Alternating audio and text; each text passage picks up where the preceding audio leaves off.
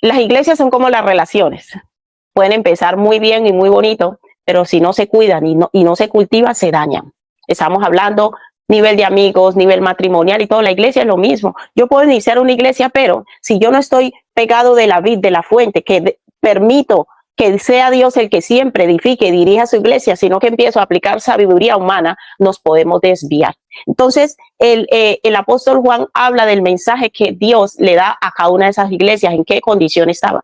Y la iglesia de Éfeso, vamos a estudiarlo grosso modo, Hechos 19, del 13 al 20, sabemos y lo hemos estudiado que la iglesia de Éfeso es una iglesia que nace en un contexto donde había mucha hechicería y mucha brujería. Vamos a leerlo. Hechos 19, del 13 al 20. Dice, pero algunos de los judíos, exorcistas ambulantes, intentaron invocar el nombre del Señor Jesús. Mira que eran judíos y eran de exorcistas, o sea que dentro del judaísmo habían personas que practicaban la hechicería. Qué tristeza, pero es así. Pero algunos de los judíos exorcistas ambulantes intentaron invocar el nombre del Señor Jesús sobre los que tenían espíritus malos, diciendo, os conjuro por Jesús, el que predica Pablo. Habían 7 hijos de un tal Esceva, judío, jefe de los sacerdotes, que hacía esto. Imagínate, tenía una posición sacerdotal de autoridad y practicaba esto. Pero respondiendo el espíritu malo dijo, a Jesús conozco y sé quién es Pablo, pero vosotros ¿quiénes sois?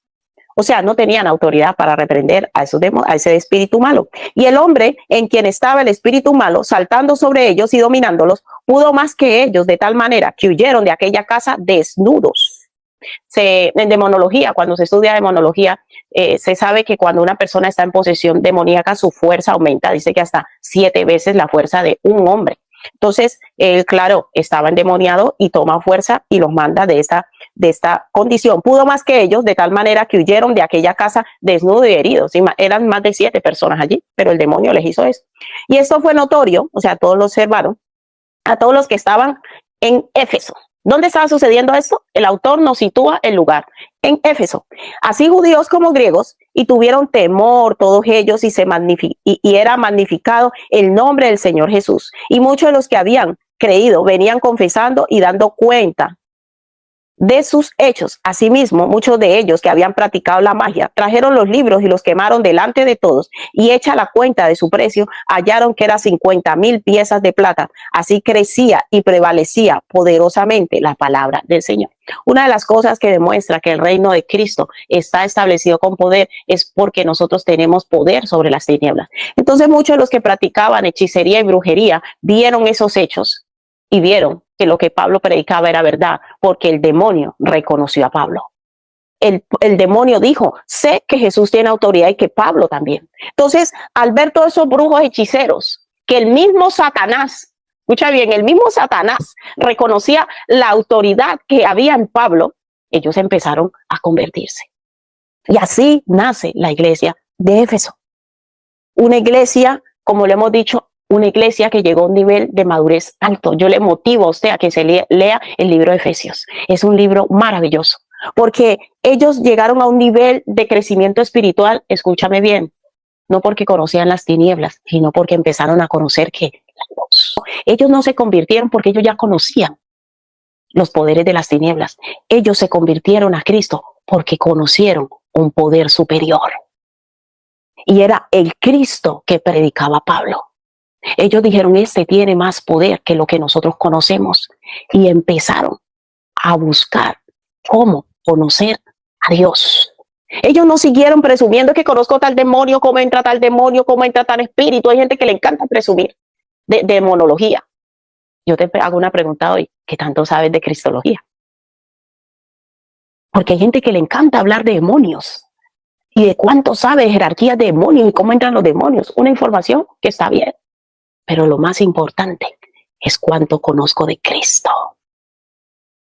Porque estas personas se convirtieron y pudieron experimentar ese primer amor. ¿Sabe por qué? Porque ellos empezaron a conocer acerca de Cristo. Ellos dijeron, queremos conocer ese Dios poderoso. Queremos saber quién es. Y por eso la iglesia de Éfeso alcanza a ser una iglesia madura. No por el conocimiento de demonios que tenían, ni de magia, ni de hechicería, sino por el conocimiento que alcanzaron acerca de Cristo. Yo te hago una pregunta, iglesia, ¿qué tanto conoces de Cristo? Lo que me da la madurez y el crecimiento espiritual no es cuánto yo sé de demonios, sino cuánto yo conozco de Cristo. Porque en Él está el poder, en Él está la autoridad para deshacer las obras del diablo. Ellos se dedicaron a conocer a Cristo. Dijeron, queremos conocer a ese Dios. Y esa es la única motivación que nos debe llevar a ti y a mí a sentarnos a escuchar esta palabra o a escucharla. ¿Cuál es tu motivación? ¿Por qué estás siguiendo a Cristo? Dios quiere que tú le conozcas. Una persona, se lo digo, amados, una persona que no conoce a Dios jamás es transformada. No. Hace cambios que puede hacer cualquier persona que no conoce a Cristo. Por eso está Alcohólicos Anónimos, hay terapias para personas que son adictas al sexo. Todas esas personas hacen cambios. Y sin Cristo. Un día teníamos una discusión con un hermano, discusión en el buen sentido de la palabra, hablando, y me preguntaba, bueno, pero tal persona era alcohólico y él fue allá a ese grupo Alcohólicos Anónimos y dejó de beber. Sí, el ser humano puede hacer cambios. Y usted era ladrón, ya no roba. Usted era mal esposo. Y todas esas cosas son naturales. Pero lo sobrenatural es conocer a Cristo. Por eso las personas llevan un evangelio tan carnal y tan temporal, porque se ha enseñado mal. Y usted me dice, ¿y usted dónde inventa eso? Léase Corintios. El apóstol Pablo les llevaba una revelación tremenda del Espíritu, pero cuando llegó y encontró una iglesia inmadura, una iglesia llena de división, de chisme, de contiendas, de disensiones, Dios no revela sus verdades a alguien que no está en capacidad. Por eso Jesús dijo, no hay que tirar las perlas sobre los cerdos. El hecho de que Dios nos considere dignos de escuchar esas verdades es porque Él está diciendo, mis hijos están creciendo. Dígale al de la, estás creciendo. Estás creciendo. Estás avanzando en el Señor. Hermanos, necesitamos que en nuestro corazón nazca un anhelo genuino y verdadero de conocer a Cristo. ¿Por qué es tan importante conocer a Cristo? Porque cuando yo conozco a Cristo, es cuando me enamoro de Él. En danza siempre, en la escuela de danza siempre les enseñábamos en los talleres, que por gracia y misericordia Dios nos permitió ir a varias ciudades de España por la escuela de danza enseñando acerca de danza y los fundamentos de danza. Y en los talleres siempre enseñábamos qué significa amar. O sea, no se puede amar a alguien que no se conoce. Entonces, si usted me dice que usted está enamorado de Dios y yo te pregunto, ¿y cómo es Dios? Y usted dice, yo no sé. Dime una característica de Él, cómo es su personalidad, porque Dios tiene una personalidad, nos creó imagen y semejanza a Él. No, yo no sé, pero yo le amo. No. Jamás puede nacer el verdadero amor de alguien que no conoce a la otra persona. Tú puedes tener un encuentro con alguien, ay, hola, ¿qué tal? Mucho gusto, ¿no? Y esa persona me cayó súper bien, me pareció súper amable, genial, pero no me digas que te enamoraste. Eso se llama infatuación. Cuando yo veo a alguien a primera vista y yo ya, ay, siento de todo, siento cosquillitos, estoy que me desmayo, eso se llama infatuación. Ves a una persona, te atrae físicamente, te puede gustar su físico, cómo habla, que es divertido, pero no le conoces. No me puedes decir que estás enamorado de alguien que no conoce. Lo mismo pasa con Dios.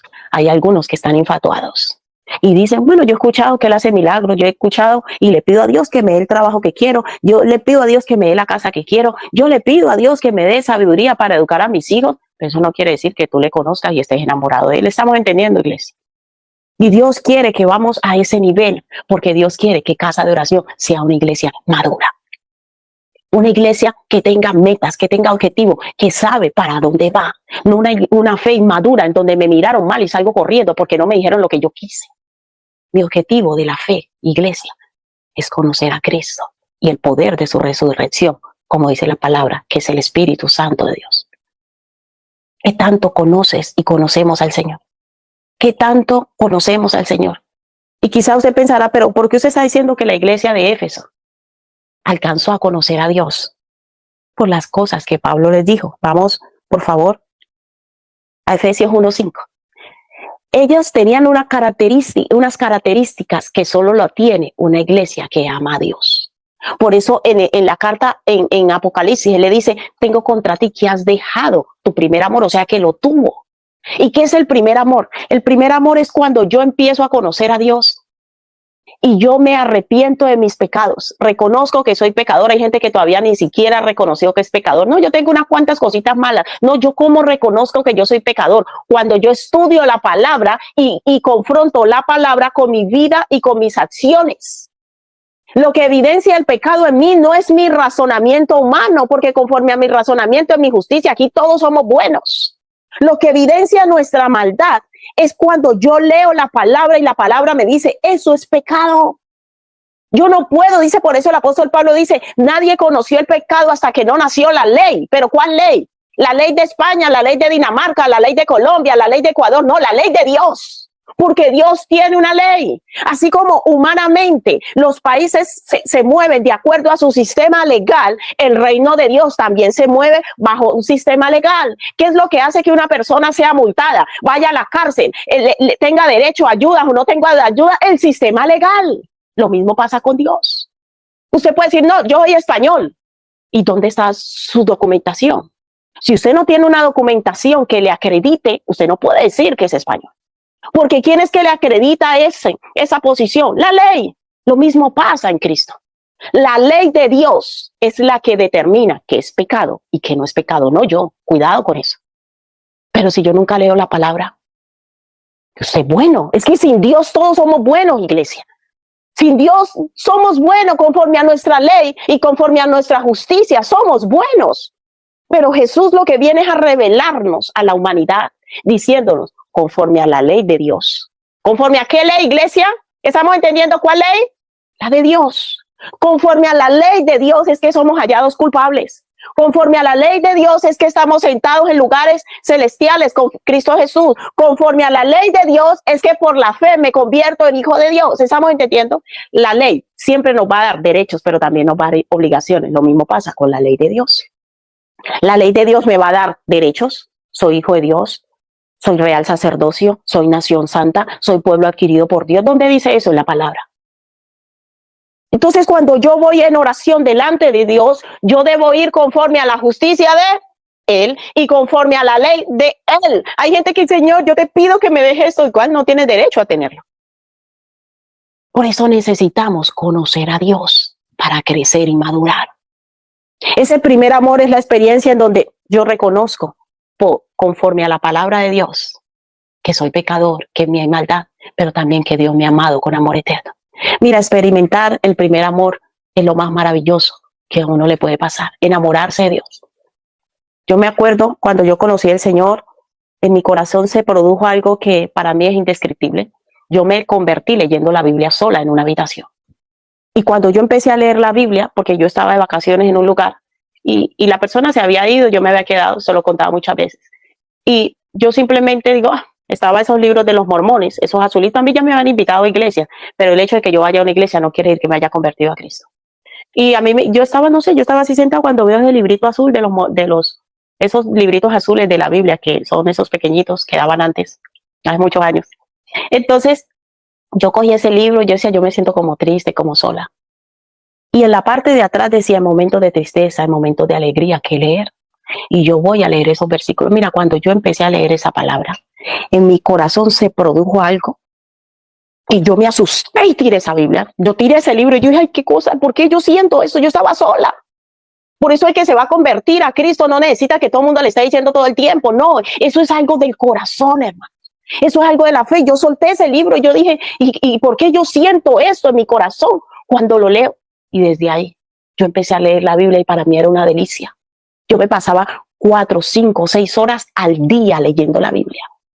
No podía parar, pero no me aburría. Yo ya dejé la tele, yo dejé muchas cosas. O sea que cuando yo me convierto a Cristo, hay una evidencia en donde nace en mí un anhelo por conocerle a Él. No un anhelo por estar en la iglesia haciendo cosas y que los hermanos me vean, no, por conocerle a Él. Y yo leía la Biblia y no podía parar. Jamás yo había leído la Biblia en mi vida. No podía parar. La vecina le decía a mi mamá, esa muchacha se va a volver loco. Usted no ve que la gente que lee tanto la Biblia se vuelve loco. Quítele ese libro. Yo tenía 18 años, 17 años más o menos. Y yo no le decía, no, mami, no, esto es fascinante. Yo leía la historia de Jesús y yo me reía. O sea, para mí fue encontrar un tesoro. Pero fue encontrarlo a Él, iglesia. Fue a Él. Porque lo he dicho muchas veces. Yo me convertí y los pastores ni sabían que yo hacía todas esas cosas. Yo ayunaba, lloraba, yo todo era con él, con él, con él. Él, no había otra razón. No era por los pastores, no era porque me pusieran en un puesto, hermanos, era por él. Él, yo le decía, Señor, yo quiero conocerte. Un día en el púlpito escuché a la pastora decir, a Dios hay que amarle. Yo le dije, yo nunca había escuchado que Dios había que amarle. Y empecé a orar y a decirle, yo leo la palabra, pero yo quiero enamorarme de ti, le decía yo al Señor. Y yo no sabía, hermano, lo he hecho muchas veces, porque yo llevando un año convertida, a mí me ponían a predicar. Mi madre está de testigos, todo lo que digo no miento. Mi familia lo sabe. El Señor me llevaba a zonas en Colombia a evangelizar, en los autobuses me subía, pero había una razón por la que yo hacía eso, y era Él. Yo decidí de corazón vivir para Él, y no he llevado una vida perfecta, pero Él ha estado siempre. Y cuando me preguntan, ¿usted por qué coge esos vuelos? ¿Por qué viene? Solo hay una razón, hermano, solo hay una razón, y se llama Jesucristo. Porque cuando le conoces a Él, cuando le experimentas a Él, no hay otra razón. Pero ¿sabe por qué? Porque yo le he conocido. A mí no me importa lo que las personas digan. Porque cuando tú conoces a alguien, lo que otros dicen queda en segundo plano. Y eso Dios está llamando a casa de oración a personas que quieran conocerle a Él, que le amen a Él, que quieran vivir para Él, que estén dispuestos a dejarlo todo por Él. Nuestra única razón debe ser Él. Y si tu razón hasta el día de hoy de buscar, de asistir a una iglesia y leer la Biblia no era esta, hoy Dios está diciendo, cambia tu razón, porque está errada. Ni siquiera es para que Dios te use en un ministerio, eso no, todo eso es secundario. Él tiene que ser nuestra razón de vivir. Es tan horrible llevar la relación con alguien que esté con uno por interés, a ver qué le saco, y el día que tengo una mejor opción me voy con otro. No. Señor, esto lo hago por ti, para ti. Usted me dirá, no, yo vivo para Dios, pastora, yo lo hago por el Señor. La iglesia de Éfeso daba evidencia de eso. Efesios 1:15, por favor. Dice la palabra del Señor, Efesios 1:15, que evidencia que la iglesia de Éfeso era una iglesia que se movía en amor. Por esta causa, también yo, habiendo oído de vuestra fe, le dice el apóstol Pablo en el Señor, cuando yo tengo una fe genuina en el Dios, eso va a dar un fruto. Dice, por esta causa también yo, habiendo oído de vuestra fe en el Señor Jesús y de vuestro amor con todos los santos. Mira, cuando yo tengo una relación genuina con Él, ¿sabe qué es lo primero que Él hace? Enseñarnos a amar. En adoración uno aprende que ¿por qué es tan importante adorar? Porque cuando uno adora algo o a alguien, se va convirtiendo en la persona que adora. ¿Cuál es el objetivo de conocer a Dios? Que seamos semejantes a Él. Entonces Dios dice, yo quiero que me conozcas para que seas como soy yo. Efesios 4 lo dice. Si usted se lee Efesios, se da cuenta que todo el tiempo Dios les estaba diciendo, ustedes dejaron todo por seguirme a mí de corazón. Porque el que sigue a Dios de corazón va a dar unos frutos que son evidentes. Y uno de los frutos es que Dios nos enseña a amar a otros como Él ama. No, yo amo mucho a Dios, pero no soporto a la pastora. Uy, yo te digo que no. Pongo en duda que ames a Dios. Porque no se puede amar a Dios y aborrecer lo que Dios ama. Primera lección que me enseñó el Señor cuando empecé a estar en el ministerio con la pastora. Habían cosas en ellas que era evidente que todo el mundo criticaba, pero el Señor me dijo, si tú quieres tener una buena relación conmigo, debes tenerla con ella. Si tú quieres amarme a mí, debes amarla a ella. No me lo dijo nadie. Eso viene por el Espíritu. Las transformaciones más grandes en mi vida y en mi corazón se han producido en la intimidad con Dios, donde nadie me ve, donde no hay testigos, donde nadie puede decir sí, no, Él y yo. Y es en esa intimidad donde Dios le va enseñando a uno y le dice, mira, ¿me estás conociendo? ¿Quieres conocerme? Sí, Padre, yo quiero conocerte. Pues yo soy así. Y yo espero que tú seas como yo. Y cuando yo elijo a alguien, lo hago respetar. Por eso el Señor dice, separados de mí nada podéis hacer. Porque cuando yo estoy unido a Dios, yo voy a amar y a respetar lo que Dios ama y lo que Dios respeta y lo que Dios elige. Es imposible decir que yo tengo una relación con Dios y no amar a las personas que Dios me llama a amar. A mi madre, a mi esposo, a mis hijos, a ustedes. Un falso evangelio, fraude, no fiscal, evangélico. Aquel que no le conoce, coge el evangelio de mercader, a ver qué saco de esto. Y la palabra del Señor nos enseña los dos principales mandamientos: amar a Dios sobre todas las cosas. Ese es mi objetivo. ¿Cuál es mi meta? Estar un día con el Señor. Pero Él dice que nosotros estábamos hablando el miércoles de objetivos medibles y alcanzables. ¿Qué es lo que hace que yo alcance esa meta? El conocer a Dios. El conocer a Dios. Porque esa es la vida eterna. La vida eterna empieza desde que mi corazón se abre y dice, yo quiero conocerle a Él. O sea que si tú todavía no has abierto tu corazón y sigues un evangelio en donde yo voy a Dios para que me cambie el marido, me cambie los hijos, me dé esto, me dé el otro, tú no tienes vida eterna. La vida eterna empieza cuando yo empiezo a experimentarle a Él, cuando yo empiezo a conocerle a Él y empiezo a abrir mi corazón para Él. La iglesia de Éfeso fue una iglesia madura que experimentó el primer amor, porque ellos abandonaron sus prácticas para entregar su vida a Cristo. Se produjo un arrepentimiento. Demostraron que tenían amor por Cristo. No vamos a leer porque hay varios textos. Efesios 3 del 17 al 19, si usted lo quiere leer en su casa. Demostraron que tenían amor por Cristo. Efesios 3 del 17 al 19. Demostraron que tenían amor por los santos, el texto que hemos leído ahora, Efesios 1:15. Demostraron que tenían vida de unidad y humildad. Una persona que está unida a Cristo, Cristo le lleva a tener unidad con sus hermanos y a ser humilde. Todo esto es el fruto de que yo le estoy conociendo a Él, porque todo aquel que le conoce a Él, Él empieza a desarrollar ese fruto en nosotros. No puede haber otro, no hay otros Cristos, solo hay un Cristo. Y todos los que seguimos a Cristo debemos dar el mismo fruto y un deseo de vivir como Cristo. Señor, quiero ser semejante a ti. Efesios 5:2, dice la palabra del Señor.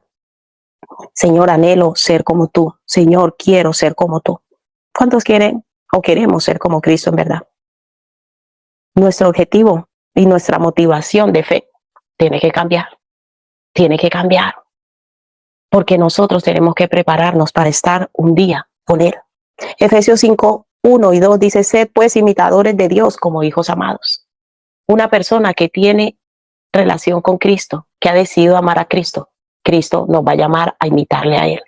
Y cuando nos comportemos de tal determinada manera, dicen, no, un hijo mío no se comporta así. Un hijo mío no anda con mentiras, con engaños, con doblez, con hipocresía. Esto no se trata de si yo creo o no creo, esto se trata si soy hijo o no soy hijo. Y los hijos nos comportamos como nuestro Padre porque le conocemos.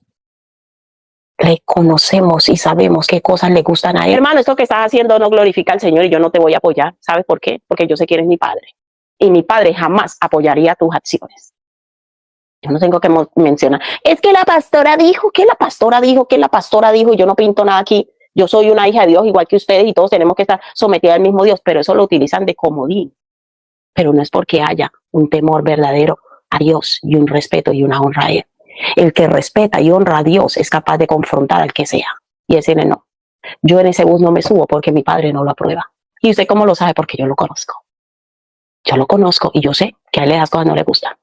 Y cuando alguien está haciendo bien, te felicito, hermano, qué bien lo has hecho. ¿Y por qué me dice? Uy, porque la palabra de Dios me enseña que eso que has hecho está muy bien. Gloria a Dios porque está haciendo imagen de Cristo. Es tiempo, iglesia, de poner nuestra mirada en Jesús y decidir de corazón vivir para Él. Sed pues imitadores de Dios como hijos amados y andad en amor como también Cristo nos amó. Yo no sé si Dios me ama o no me ama. No. Yo le conozco. Yo sé que Él me ama. Yo sé que a mí nadie me ama más que Dios. Eso yo estoy segurísimo. Ayer estábamos viendo una peli con los niños y la madre le hablaba una peli cristiana. La madre le hablaba a la hija y le decía, yo te amo, pero Dios te ama más que yo. Y Michelita se me acerca y me dice, mamá, eso es lo que tú me repites siempre. Que tú me amas, pero que Dios me ama más que tú. Y es así. Uno tiene que enseñarle a los hijos que la persona que más les ama es Dios, porque esa es la verdad. Ningún amor humano puede llegar al nivel de Cristo. Y yo sé que a mí nadie me ama más que Él. ¿Por qué? Porque lo he experimentado. porque yo he creído su palabra y la he vivido. ¿Cuántos quieren conocer a Dios y empezar a vivir la vida eterna? Decirle, Señor, no más religiosidad, no voy a venir a este lugar ni por el compartir, ni por los hermanos, ni por el que me cae bien, ni por servir. No, voy a venir a este lugar por ti y por conocerte. ¿Quién eres tú, tu personalidad, lo que te gusta, lo que no te gusta? Y voy a decidir llevar una vida agradable a ti, porque es a Él, es la razón de que estamos aquí reunidos por Él, no hay otra razón, amados. Versículo 2 dice, y andad en amor, o sea, mi caminar en Cristo tiene que ir creciendo en amor, como también Cristo nos amó y se entregó a sí mismo por nosotros, ofrenda y sacrificio a Dios en olor fragante. Todo aquel que le conoce a Él sabe que nosotros tenemos que sacrificar cosas en la vida. Y hay personas que quieren servir a Dios sin conocerle. Y yo, por eso decía, yo no vuelvo. Ese ayuno para mí me ha sacudido internamente y he entendido que una persona que no conoce a Dios jamás le va a servir bien. Va a ser un servicio mediocre. Hoy estoy cansado, no voy a la iglesia. Ay, no, hoy me voy de paseo. Ay, porque usted no le ama, usted no le conoce. Uno lo que ama le da prioridad en la vida. Y cuando el Espíritu no le da a uno testimonio de alguien, es mejor no incluirlo en el servicio a Dios, porque le hace daño. Le hace daño a él, le hace daño a la iglesia. Y yo hoy pido perdón públicamente, nuevamente, por toda persona que yo le he motivado para el servicio a Dios sin conocerle. No se hace y no me avergüenza pedir perdón y me arrepiento delante de Dios y delante de ustedes. O sea, el que se entrega a Cristo, nadie tiene que estar detrás, deja esto, no, el mismo Espíritu lo impulsa a uno. Y cuando yo estudio la palabra, él mismo le va diciendo uno, abandona ese pecado, abandona esa maldad, eso a mí no me agrada. Y sí, Señor, eso a ti no te gusta, qué vergüenza. Yo mismo voy abandonando el pecado, y no tengo que publicárselo a nadie. El mismo Dios sabe que he abandonado la vida de pecado. Yo quiero preguntarte, ¿tú crees que tú le has entregado tu vida a Cristo? ¿En verdad has empezado una nueva vida? ¿Te has arrepentido de tu vida pasada y quieres empezar una nueva vida con Él? Porque eso es lo que Dios está llamando. Personas verdaderamente convertidas a Cristo, porque la palabra de Dios nos habla del carácter de los hombres en los postreros tiempos. Vamos por favor a Timoteo. Y están dentro de las iglesias. Usted lo ve allí, 2 Timoteo 3, del 1 al 5. 2 Timoteo 3, del 1 al 5.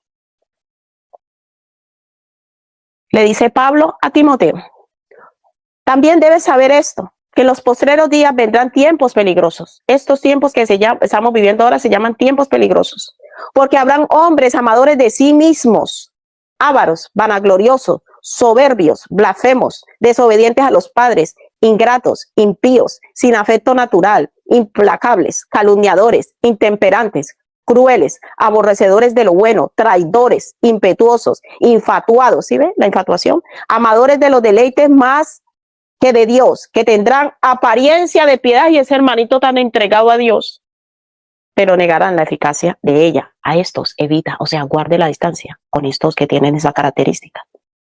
Guarde la distancia con estos hedonistas y narcisistas.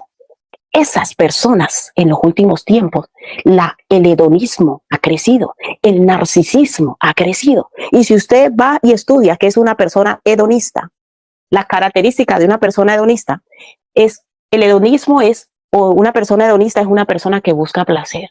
Si yo creo en Dios, pues yo no puedo renunciar a este deseo, no puedo renunciar a la pornografía, no puedo renunciar a comer excesivamente, la gula. Todo eso hace parte del hedonismo. Buscan placer constante, utilizan frases como si me gusta, lo hago. Yo tengo que vivir y disfrutar, darle gustico al cuerpito. La vida es una y hay que disfrutarla. Y huyen al sufrimiento. Los hedonistas, todo es placer, tienes que disfrutar, disfruta la vida, tú te lo mereces, todo. Esos son los hedonistas. Los narcisistas son personas que se aman demasiado. Sabe que esta palabra viene de Narciso. Búscase la historia de Narciso. De allí nace el narcisismo. Los narcisistas son personas que buscan admiración. Frase como me merezco lo mejor. Yo vivo para destacar. Yo tengo que estar por encima de todos. Todos me tienen que mirar. Todo lo que hago es para que me lo aplaudan. Son personas que narcisistas. Quiere placer, el hedonista evita el dolor y vive para disfrutar. El narcisista quiere admiración, busca ser el mejor y vive para sobresalir. Eso es obsesivo, y esos son rasgos que los acabamos de leer aquí. Según de Timoteo 3:2 dice, porque habrán hombres amadores de sí mismos. Esos que son, quítele esa palabra de amadores de sí mismos, habrán hombres y mujeres narcisistas. Habrán hombres y mujeres narcisistas, se amarán tanto que no tendrá espacio para amar a Dios. Buscan a Dios, pero para que Dios engrandezca su ego. Buscan a Dios y van a la iglesia, pero les tienen que dar un trato de primer lugar. Pero hoy Dios nos está llamando a que decidamos amarlo a Él sobre todas las cosas. Ese es el primer mandamiento. Un narcisista jamás amará a Dios. Por eso yo, para amar a Dios, yo tengo que renunciar al narcisismo. Señor, renuncio a querer ser exaltado, porque no le podemos robar la gloria a Él. Señor, renuncio a querer tener el primer lugar. Renuncio a que todo el mundo apruebe mis ideas y que pensar todo el tiempo que mis ideas son las maravillosas. Todo eso es narcisismo y egolatría. Y Pablo ya se lo dijo a Timoteo hace más de 2000 años. En los postreros tiempos habrá narcisistas, amadores de sí mismos, ávaros, vanagloriosos, soberbios, blasfemos, desobedientes a los padres, ingratos. Y de ese grupo nos está llamando Dios a salir. De ese grupo Dios nos está llamando a salir y a decir, yo estoy buscando corazones que me amen a mí sobre todas las cosas. Ya entendemos por qué Dios deja los mandamientos. El hedonismo, versículo 4 dice, traidores, impetuosos, infatuados, amadores de los deleites más que de Dios. ¿A quién está describiendo allí? A los hedonistas. Quiero placer, yo necesito sentir. El hedonismo ha crecido de tal manera que por eso el abuso infantil ha crecido tanto. ¿Sabe quiénes son? Los hedonistas. Tráfico de menores, hedonistas. Detrás de eso están esas personas con ese tipo de personalidad. Los hedonistas son los que producen todas esas cosas que usted ve de trata humana hoy en día. Son los hedonistas buscando placer. En los postreros tiempos habrá ese tipo de personas, le dijo Pablo a Timoteo. Esos que buscan placer todo el tiempo. Un hijo de Dios tiene que renunciar al narcisismo y al hedonismo, porque Dios no nos manda a vivir para alimentar este cuerpo, sino para hacer crecer el espíritu. El hedonista busca placer, busca cosas que le produzcan placer. Por eso la pornografía, por eso esas páginas negras que llaman la black web o algo así, donde las personas se meten a cosas horribles y detrás de todo eso sienten placer mirando a niños, a niñas. Hedonismo. Ha crecido de tal manera que hubo un caso en España hace muchos años, a mí me dio escalofrío, y a ese hombre lo metieron a la cárcel y lo procesaron porque él permitía que su hija pequeña, esa niña tenía problemas de desarrollo motriz y mental, y él permitía que la niña viera cuando él y su esposa estaban teniendo el acto, alimentándole eso, y ponía vídeos según él para él, pero permitía que la niña se expusiera a eso. Los hedonistas sienten placer con la lujuria, con la lascivia. El mundo está lleno de hedonistas hoy en día. El abuso infantil ha crecido de tal manera que uno tiene que tener cuidado y ponerle control parental y muchos controles a los hijos. Tenga cuidado, tenga cuidado. Que yo le dejo el móvil al niño. Usted sabe que aquí hubo un caso de un hombre que le empezó a llegar facturas de ese, y él decía, yo le reviso al niño la página y aparecía una calculadora, y él llevó el móvil y era detrás de esa calculadora había acceso a 7 páginas de pornografía de ese niño con 12 años. Cuando nosotros como padres nos sentimos tan seguros que yo educo muy bien a mi hijo, no, es que yo, mi hijo, lo que yo le digo, él hace. Cuidado, cuidado con eso. Usted es libre de opinar como quiera. Mi responsabilidad es enseñar la verdad conforme a la palabra de Dios, que dice que en los postreros tiempos peligrosos son los que estamos viviendo. Habrían narcisistas y hedonistas. Y un hijo de Dios no puede estar en ese club. Un hijo de Dios no puede estar en ese club, porque nosotros estamos llamados a hacer luz, no tinieblas. Y si yo voy a practicar lo mismo que practican los otros, ¿con qué autoridad yo voy a llevar un mensaje de esperanza? Y voy a decir, sal de esa egolatría, sal del narcisismo, sal del hedonismo, cuando yo mismo soy esclavo de eso. Pero ¿sabe por qué? Se cae en esclavitud en esas cosas, porque no conoces al Dios que te ha amado con amor eterno y entregó su vida por ti y por mí. Por eso Dios nos llama, iglesia, a que le conozcamos. Porque cuando nosotros le conocemos a Él, la palabra de Dios dice que lo llena todo en todo. Y todos esos deseos oscuros empiezan a salir, porque la luz de Jesús empieza a entrar en nuestro corazón. Todo ese anhelo de exaltación y gloria me lleva a entender que el único que merece toda la gloria, la honra y la alabanza es Él. Y yo me rindo a Él.